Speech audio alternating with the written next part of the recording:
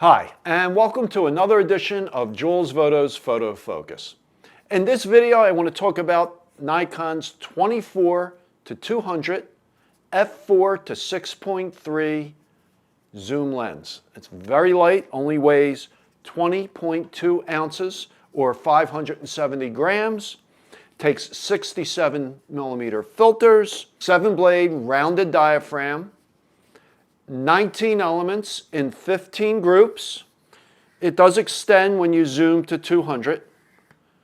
Close focus at 200 millimeters is 28 inches. At 24 millimeters, it's 20 inches.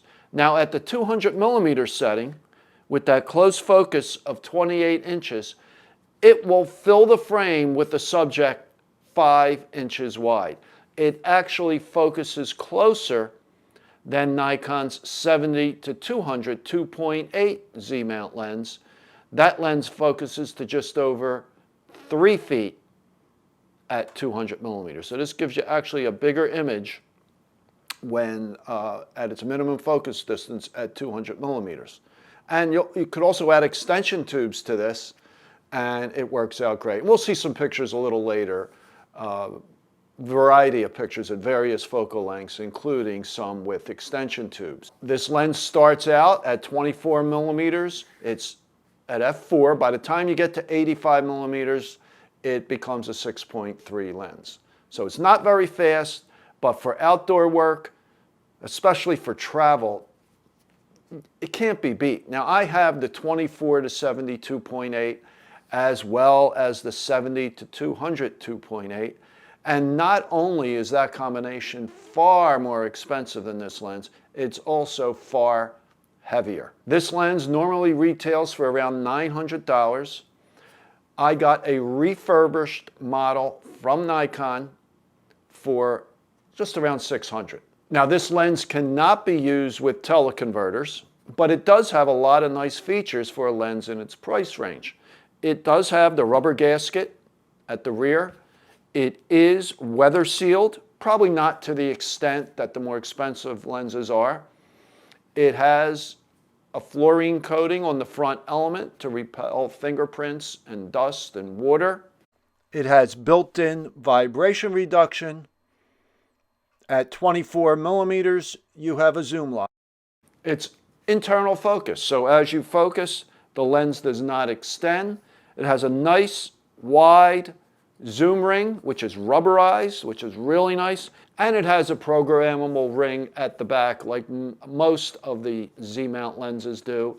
And by default, this is for focus. It could also be used to set the aperture, for exposure compensation, or to change ISO.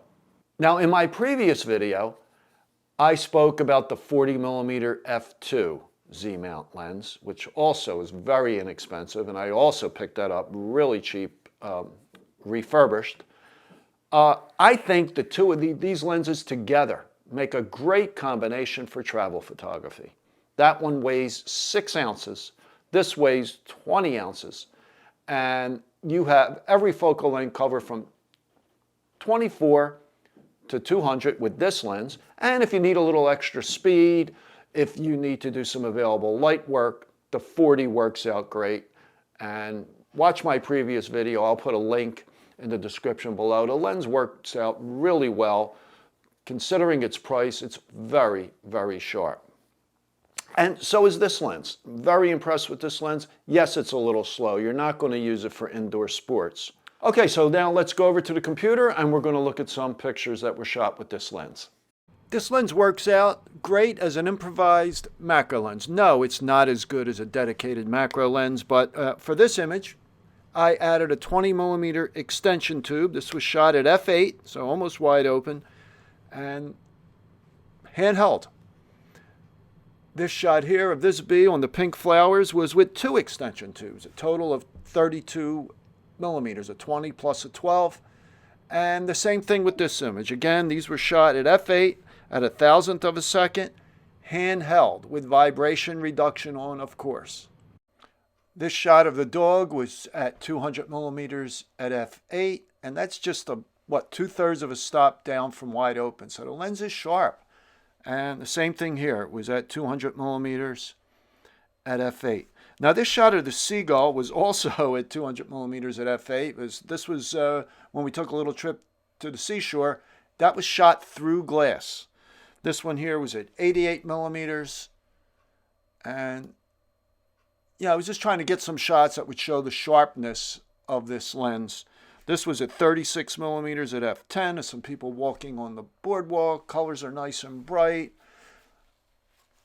And here's another at 85 millimeter at f10.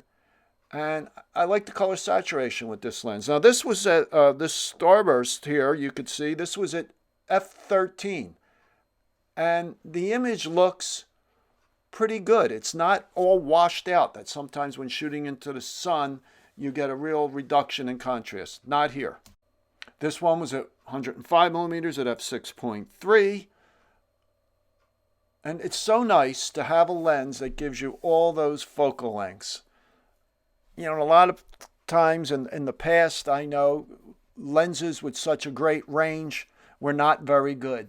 I think this one is the exception. Years ago, I had the 18 to 200 for my D300, which was a DX lens, and it was good, but once you got over like 100 millimeters, you saw a real reduction in sharpness.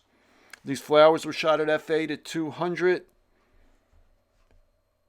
Here's another one at 200 at f11, and this was at 130 millimeters at f11. Good contrast, good sharpness. I wouldn't hesitate to take this lens on any trip. This of the horses was at f8 at 130. Here you can see the sharpness here of this. I guess it's stucco. Looks very sharp at f8 at 130 millimeters. There's a dog park on the beach here. This was in North Wildwood, New Jersey. And I shot a few frames from the boardwalk looking down into the dog park. These were both these shots were at 200 millimeters. Now back walking along the boardwalk, here's a shot of a couple at 155 millimeters at f11. And a lot of bikes. This was fairly early in the morning, maybe about 8:30. A lot of people riding their bikes, and that was at 130 millimeters. This shot here, I guess these guys have been riding and just stopped for a drink, and this was at 70 millimeters at f11. And now we have a few more flower shots, also taken down in North Wildwood, New Jersey. These were at f8 and at 200 millimeters. All right, in summing up, I think this is a great little lens, lightweight, small, with a great range, 24 to 200. Yes, it's a little slow, but for outdoor photography, I don't think it can be beat, even if you have to pay the full price of around $900. But if you could get a refurbished one, why not? And I've always been very pleased with Nikon refurbished products. There's only a 90-day warranty, but other than that, these lenses are great. I never had an issue with any of them. I bought cameras and refurbished lenses, and they look brand new. Okay, so thanks for watching. I hope you enjoyed this video. If you did, please give it a thumbs up and subscribe to my channel. I come out with a new video every Wednesday morning at 11 a.m. Eastern Time. So I will talk to you next time.